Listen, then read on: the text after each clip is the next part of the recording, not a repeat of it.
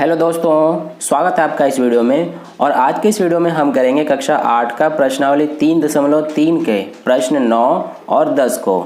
इससे पहले मैंने प्रश्न 1 से 8 तक करवा दिया है। अगर आपने वो वीडियो नहीं देखा है तो इस वीडियो के लास्ट में आपको वो वीडियो मिल जाएंगी या फिर हमारे चैनल के प्लेलिस्ट में आपको सभी वीडियोज़ मिल जाएंगी, तो उसे आप जाकर देख सकते हैं। तो चलिए हम स्टार्ट करते हैं। देखिए प्रश्न 9 क्या है हमारा, दी गई आकृति में RISK तथा CLUE दोनों समांतर चतुर्भुज है, x का मान ज्ञात कीजिए।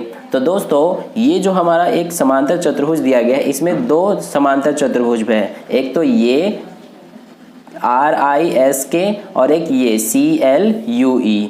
तो इस पे आप ध्यान दीजिएगा अच्छे से। इसमें हमें ये निकालना है, x का मान ज्ञात करना है। तो दोस्तों इसको हम कैसे ज्ञात करेंगे, देखिए इसको मैं यहाँ से डार्क कर देता हूँ, ये जो है और एक ये। इस तरह से आप देख सकते हैं कि ये वाली जो समांतर चतुर्भुज है, एक ये है इसमें और एक ये है। तो जैसा कि आप देख सकते हैं ये दोनों हमारे समांतर चतुर्भुज दिए गए हैं जैसा कि प्रश्न में है। तो अब हमें ये x का मान ज्ञात करने के लिए कैसे क्या करना पड़ेगा वो देखिए। सबसे पहले हम यहाँ पर अगर इसको ये देखिए, ये 70 डिग्री है और ये समांतर चतुर्भुज में ये 70 डिग्री है, तो ये भी आप कहेंगे 70 डिग्री का हो जाएगा। क्यों हो जाएगा? क्योंकि ये इसके सम्मुख कोण है और सम्मुख कोण समांतर चतुर्भुज में क्या होते हैं, बराबर होते हैं, तो ये भी 70 हो जाएगा। और इसी तरह से अगर इसमें देखिए ये कोण हम कैसे निकालेंगे, ये देखिए कोण K और कोण S, ये दोनों क्या है दोस्तों, ये है आसन कोण, क्योंकि ये एक ही रेखा पर बने कोण है, ये और ये। तो अगर ये 120 है और दोनों आसन कोणों का योग कितना होता है 180, तो 120 घट जाएगा 180 में से, तो कितना बचेगा 60। तो ये आ गया 70, ये आ गया 60। अब ये निकालेंगे। तो दोस्तों यहाँ पर जैसा कि आप देख सकते हैं ये छोटा सा, इस पे ध्यान दीजिए, ये वाली आकृति इतनी, ये त्रिभुज है एक और त्रिभुज के तीनों कोणों का 180 होता है। तो 180 में से अगर ये दोनों घटा देंगे तो x का मान बचेगा। तो यानी कि अब हम ऐसे ही सॉल्व करेंगे इसको यहाँ पर लिख के। तो चलिए करते हैं। देखिए समांतर चतुर्भुज, सबसे पहले हम इसमें कौन सा करेंगे, इसमें हम सबसे पहले ये निकाल लेते हैं कोण S का मान। तो कौन सा समांतर चतुर्भुज लेंगे हम, ये RISK। तो यहाँ पर हम लिखेंगे समांतर चतुर्भुज RISK में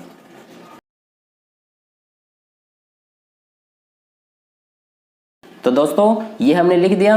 अब देखिए यहाँ पर क्या होगा कि कोण K प्लस कोण S, ये दोनों कितने के होंगे 180 डिग्री के।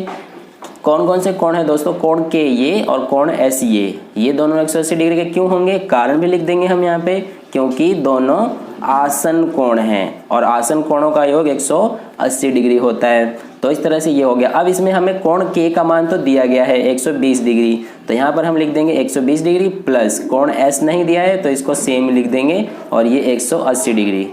अब यहाँ से हम क्या करेंगे कि कोण S का मान निकालेंगे। तो ये 180 डिग्री, 120 इधर जाएगा माइनस में हो जाएगा, तो 120। तो कोण S का मान कितना आ गया दोस्तों, ये 60 डिग्री। तो ये तो हमने कोण S का मान निकाल लिया। अब ऐसे ही यहाँ पर हम ये कोण E का मान भी निकाल लेंगे।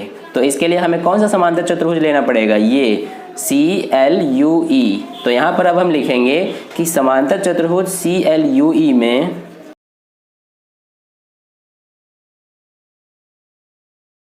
तो दोस्तों ये हमने लिख दिया। अब इसमें क्या होगा कि कोण E जो होगा वो बराबर होगा कोण L के।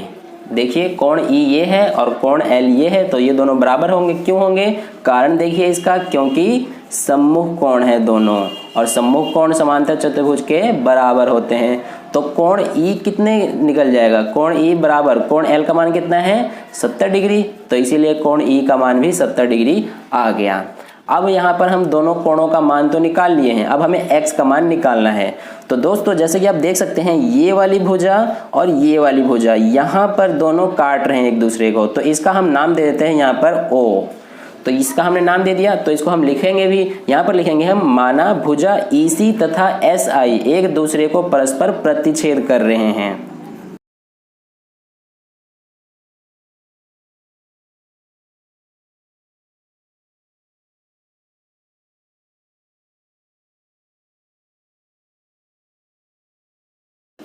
तो दोस्तों ये हमने लिख दिया। अब EC और SI क्यों लिखा है हमने, क्योंकि ये वाली जो भुजा है इसका नाम EC है और ये वाली भुजा का नाम SI है, इसलिए तो ये हमने लिखा। अब देखिए आगे हम क्या करेंगे, ये दोनों तो आ गया, अब यहाँ पर हमने इसको लिख दिया है तो ये जो है इसको हम एक त्रिभुज मान लेंगे। तो यहाँ पर हम लिखेंगे इसलिए त्रिभुज। अब इस त्रिभुज का नाम क्या हो जाएगा, आप इसका नाम चाहे तो EOS भी लिख सकते हैं, OSE भी, या फिर SEO भी।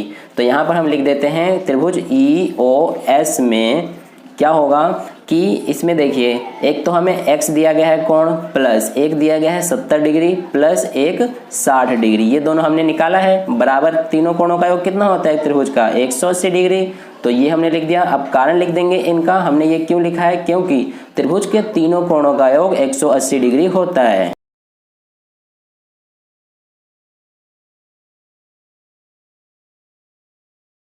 तो दोस्तों ये हमने लिखा। अब देखिए यहाँ से ये x का मान निकालना है, तो x प्लस 70 प्लस 60 कितना, 130 बराबर कितना होगा, 180।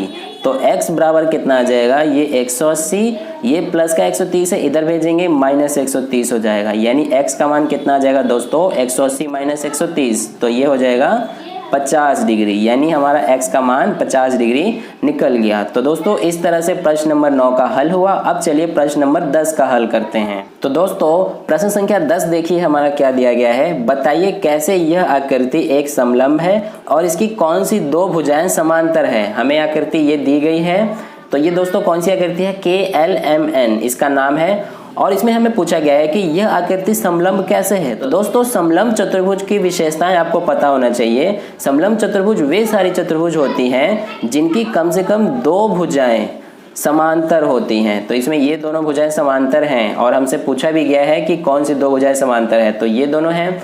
और इसकी दूसरी एक विशेषता ये होती है कि इसके तिर्यक रेखा के एक ही ओर बने कोणों का योग 180 होता है। तो ये देखिए इसमें ये वाली जो भुजा है ये तिर्यक रेखा है और इसके एक ही ओर ये और ये दोनों कोणों का योग कितना हो रहा है, 180 डिग्री। इसलिए हमारा यह एक समलंब चतुर्भुज है। तो इसका आंसर हम यहाँ पे लिखेंगे चतुर्भुज KLMN एक समलंब चतुर्भुज है, क्योंकि तिर्यक रेखा ML के एक ही ओर बने कोणों का योग 180 डिग्री है।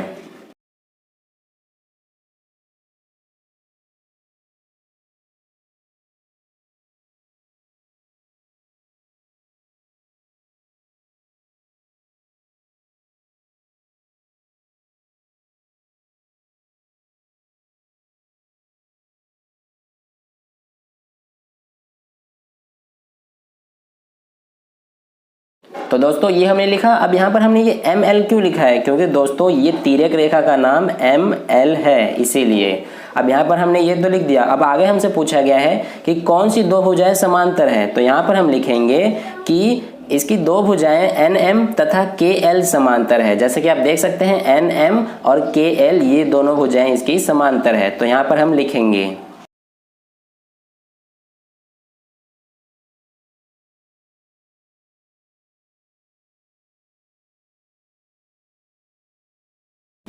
तो दोस्तों इस तरह से हमारा ये प्रश्न नंबर 10 का हल हुआ। आई होप आपको दोनों प्रश्नों के हल अच्छे समझ में आए होंगे। अगर कहीं पे भी कोई डाउट है तो आप नीचे कमेंट करके मुझसे पूछ सकते हैं, मैं आपको समझाने की पूरी कोशिश करूँगा। और वीडियो अच्छा लगा हो, प्रश्नों कल समझ में आए हों तो लाइक ज़रूर करना इस वीडियो को, और चैनल पर नए हैं तो सब्सक्राइब करके नोटिफिकेशन बेल आइकन प्रेस कर लेना, ताकि ऐसे ही अगली वीडियो जैसे ही मैं अपलोड करूं वो सबसे पहले आपको मिल जाए। और अपने दोस्तों के साथ इस वीडियो को ज़्यादा से ज़्यादा शेयर करना, ताकि उन्हें भी इससे थोड़ा हेल्प मिले। मिलते हैं अगली वीडियो में, धन्यवाद।